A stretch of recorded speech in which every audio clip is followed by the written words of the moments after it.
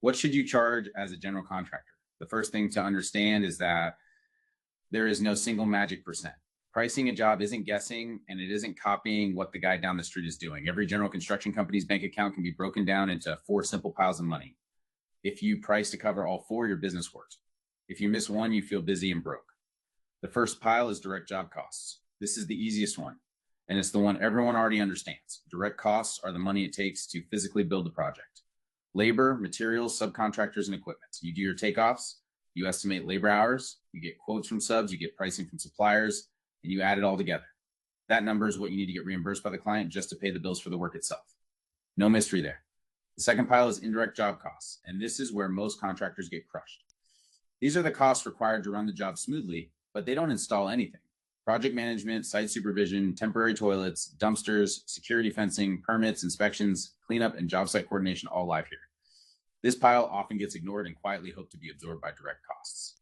That is the worst thing you can do because you're sacrificing the support systems that actually make the job work. This is also where the owner usually belongs. If you're starting out, you're probably doing everything. You're on site sometimes, but you're also answering calls, meeting clients, writing bids, invoicing, scheduling, and solving problems. You're not swinging a hammer all day. I remember walking away from a beam right before we set it to take a phone call, and it drove my crew insane. That time is indirect job cost time, and it has to be paid for.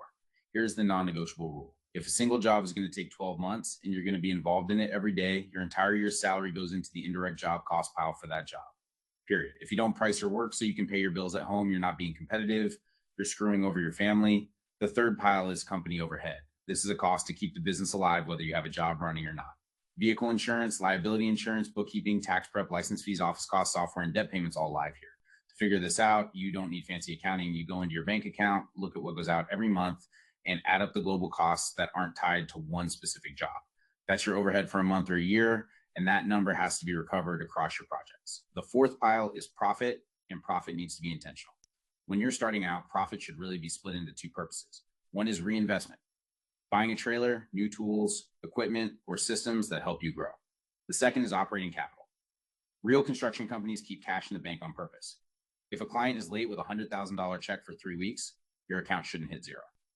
That buffer comes from profit, and you build it slowly so you're not living off credit lines forever. Typically, you'll see operating capital targets somewhere around 10 to 20% of direct costs over time, and additional profit somewhere between 5 and 15% depending on your market and your leverage. Those numbers aren't rules. Their context. When you add direct job costs, indirect job costs, allocated overhead, and planned profit together, you get your contract price. Nothing is guessed. Every dollar has a job. And once you understand these four piles, you stop asking what percent to charge because you finally know where the money is supposed to go.